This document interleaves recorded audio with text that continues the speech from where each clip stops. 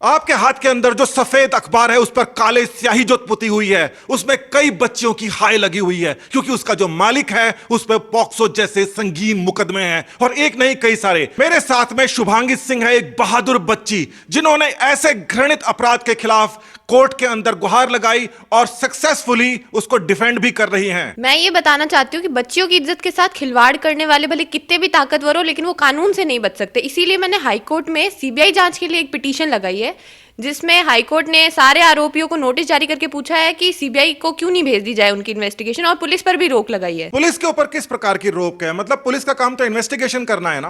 देखो, मामला ये है कि जो ये सारे आरोपी हैं वो पुलिस के खुद के ऑफिसर के घर में जाते हैं उनके निजी कार्यक्रम में, तो पुलिस सही इन्वेस्टिगेशन कैसे करेगी? यही बात मैंने जब हाईकोर्ट को बताई तो हाईकोर्ट ने उनको इन्वेस्टिगेशन करने पे बोल दिया कि वो कोई भी रिपोर्ट पेश नहीं करेंगे कोर्ट में।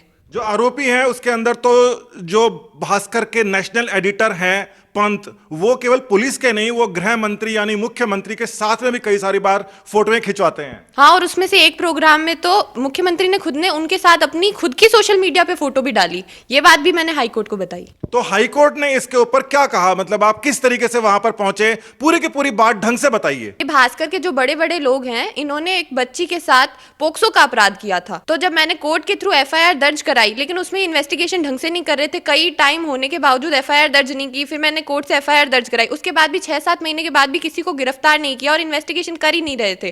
तब फिर मैं हाईकोर्ट में गई, सारे प्रूफ दिए कि इन्होंने कैसे कैसे, ये बड़े लोग हैं, ये कैसे इन्फ्लुएंस कर रहे हैं इन्वेस्टिगेशन को, तो इस इन्वेस्टिगेशन को सीबीआई में भेजा जाना चाहिए। उस पर ये सारा आदेश हुआ है। पुलिस ने पॉक्सो जैसे अपराध की एफआईआर दर्ज नहीं की, आप ये कहना चाहते हैं? हाँ, उन्होंने 1 साल तो केवल एफआईआर ही दर्ज नहीं की, उसके बाद मैंने सेशन कोर्ट से एफआईआर के आदेश करवाए थे। यानी कि 1 साल, यानी कि ये पुराने वाली सरकार की बात नहीं है, ये इसी वाली सरकार की बात है। हाँ, इसी वाली सरकार।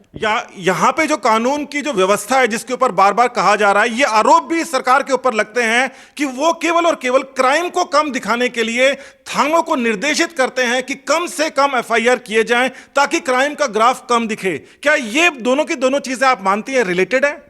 हाँ, ये रिलेटेड है। हमारे पास भी इतने सारे क्लाइंट आते हैं सिर्फ इसी बात के कि उनकी एफआईआर ही दर्ज नहीं हो रही है, और फिर हमें एफआईआर दर्ज कराने के लिए कोर्ट जाना पड़ता है। और ये मतलब ये जो पिछले समय में कितनी ज्यादा इसकी प्रतिशत की बढ़ोतरी बता रहे हैं आप कि पुलिस एफआईआर दर्ज नहीं कर रही है और बार बार उनको कोर्ट जाना पड़ रहा है। पिछले कुछ सालों के मुकाबले इस बार तो हाईएस्ट है कि पुलिस एफआईआर दर्ज कर ही नहीं रही है। लोगों को कोर्ट ही जाना पड़ता है और कोर्ट के इंटरफेयर के बिना एफआईआर दर्ज होती ही नहीं है। ये जो मामला है जो भास्कर के खिलाफ चल रहा है, लोगों को शायद पता नहीं हो, मैं उनको बता देना चाहता हूं, क्लियर करना चाहता हूं कि शुभांगी सिंह गोवर्धन सिंह की बेटी हैं। मैं आपसे एक और बात जानना चाहूंगा कि गोवर्धन सिंह की बेटी होने की वजह से क्या आप इस प्रकार के प्रकरण में आगे जा पा रही हैं?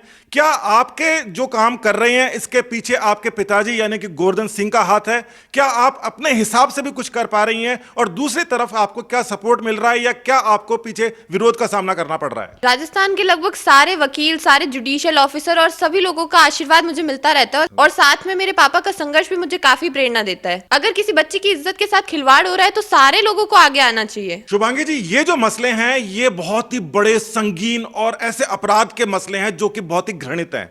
ये सभी के सामने हैं। बाकी जो दूसरी महिला अधिवक्ताएं हैं, जो कानून के जानकार हैं, उनके सामने ये मसला नहीं आया, आपके पास कैसे आया? मसला कहां से आया ये जरूरी नहीं है, ना ये जरूरी है कि किसने फाइल किया। एक बच्ची की इज्जत के साथ खिलवाड़ हुई तो हर राजस्थान की बेटी को आगे आना चाहिए, हर महिला को आगे आना चाहिए। यानी कि ये महिला सशक्तिकरण की बात है, उसी सशक्तिकरण की बात है जिसको यही सफेद पोश अखबार वाले अपनी स्याही से लिखते हैं और बोलते हैं कि हम तुम्हारे सबसे बड़े सरोकारी हैं, जबकि ये पॉक्सो के आरोपी हैं, आरोपी। शुभांगी जी, आपने इतनी कम उम्र के अंदर इतना बड़ा संघर्ष झेला। आपके घर के आसपास में इतने सारे पुलिस अफसर आया करते थे, पूर्व मुख्यमंत्री अशोक गहलोत सीधे तौर पर इन्वॉल्व थे, यहां के जो आईपीएस अफसर्स हैं वो सारे दिन पीछे घुमा करते थे। क्या यहीं से आपका जो मन का डर है वो खत्म हुआ है?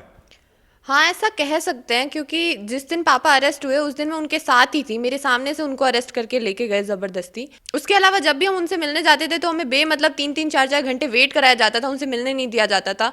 हम कोर्ट से ऑर्डर करवाते थे कि हमें मिलने दिया जाए, उसके बाद हमें काफ़ी घंटे इंतजार कराने के बाद मिलवाते थे। तो कह सकते हैं कि वहां से मैंने काफी कुछ सीखा है। लेकिन ये जो शक्ति है ये नारी शक्ति है जो राजस्थान की हर बेटी में दिखाई देती है और उन्हीं से मुझे भी ऊर्जा मिलती है। बहुत ही अच्छे और बड़े विचार हैं शुभांगी जी। और ये जो सफेद पोश अखबार वाले हैं जो कि केवल और केवल 52 एमएलए के स्टिंग अपनी जेब के अंदर दबाकर सरकार के ऊपर प्रेशर बनाते हैं, गृह मंत्री पर प्रेशर बनाते हैं कि हमारे ऊपर कोई पुलिसिया कार्रवाई नहीं हो, आपने कोर्ट में जाकर उस पुलिस को कम से कम पीछे किया है कि वो अपने तौर पर एफआईआर नहीं लगा सके। क्या आप इसीलिए गई थी कि एफआईआर आपको लगाने का डर था और आपको यह पता था कि यह स्थिति आ सकती है? हाँ, यही बात है। जब मैंने सीबीआई के लिए बोला और बाद में मैंने ये भी बोला कि अगर पुलिस को नहीं रोका गया तो पुलिस तो मामले को बंद कर देगी, फिर मेरी सीबीआई रिट का तो कुछ होएगा ही नहीं। इसीलिए कोर्ट ने भी इस मामले को बहुत ही गंभीर मानते हुए पुलिस को रोका है। पुलिस को क्या करने से रोका है कुल मिला के? मतलब इन्वेस्टिगेशन से या किसी और चीज से? कह सकते हैं कि पुलिस मामला बंद नहीं कर सकती, यानी कि सीबीआई इस मामले को आगे ले जा सकती है, यह ऑप्शन कोर्ट ने खोला है। क्योंकि यह मसला छोटा मोटा तो है नहीं, पूरी की पूरी जो पुलिस है वो ऐसे बड़े लोगों का सामना कर रही है जिनसे इनको डरना पड़ता है। अच्छा, कोर्ट के बाद से ही याद आया कि कई सारे जो वकील हैं ये आपके पिताजी के खिलाफ भी हैं। वो उनको बहुत बड़ा खलनायक भी मानते हैं, वो उनको ब्लैकमेलर मानते हैं, वो उनके खिलाफ लगे होते हैं। और उन वकीलों के ऊपर भी ये आरोप है कि वो केवल और केवल पूर्व मुख्यमंत्री यानी कि अशोक गहलोत के चाटुकार हैं, चमचे हैं, इस प्रकार की बात है। इस पर क्या कहेंगे आप? ये गलत फहमी है लोगों को कि वकील मेरे पापा के खिलाफ है, क्योंकि हम जहां भी जाते हैं बहुत सारे वकील आके मिलते हैं और बहुत सारे वकील मेरे पापा से प्रेरित भी हैं। केवल अशोक गहलोत से लाभ प्राप्त 2-4 वकीलों को छोड़ दो तो बाकी सब लोग पापा के साथ ही हैं। और जब पापा अरेस्ट थे तो 100 से ज्यादा वकीलों ने उनके वकालतनामों पे साइन किया है, कोर्ट में पैरवी की है उनके लिए। तो ये तो नहीं कह सकते हम कि वो हमारे खिलाफ थे और समथिंग। तो केवल उनके खिलाफ नहीं थे, मगर सामने वाली पार्टी भी जो है, जो वकील जिनको खिलाफ बोला जाता है वो भी चुनकर आए हुए हैं, उनके पास में भी वोट थे पहले कुछ, और वो तभी तो बार काउंसिल वगैरह के अंदर पहुंचे हैं। नहीं, ये तो काफी पुरानी बात हो गई। अब तो उनके साथ 4 लोग चलने को भी तैयार नहीं है। और दूसरी तरफ मेरे पापा हैं जो कहीं भी जाते हैं तो वकील उनके पास आते हैं, उनसे बात करते हैं और साथ में मेरे को भी आशीर्वाद देते हैं। तो देखिए, राजस्थान एक बहुत ही बड़े बदलाव से गुजर रहा है, इसके ऊपर नजर बना के रखनी पड़ेगी क्योंकि यह मसला छोटा नहीं है। आप सोच के देखिए, पॉक्सो के आरोपी सरेआम घूम रहे हैं, उनके लिए विधानसभा में क्वेश्चन लगाया जा रहा है, पुलिस उनका मामला बंद करना चाहती है और कोर्ट उसको रोकती है कि तुम बंद नहीं करोगे, यह मामला सीबीआई जाने देंगे। राजस्थान इतना अच्छा प्रदेश था, इसकी यह हालत आखिर कैसे हुई? क्या हमारी बेटियां जिस प्रकार से आगे आ रही हैं वही इसको सुधार पाएंगी? नमस्कार।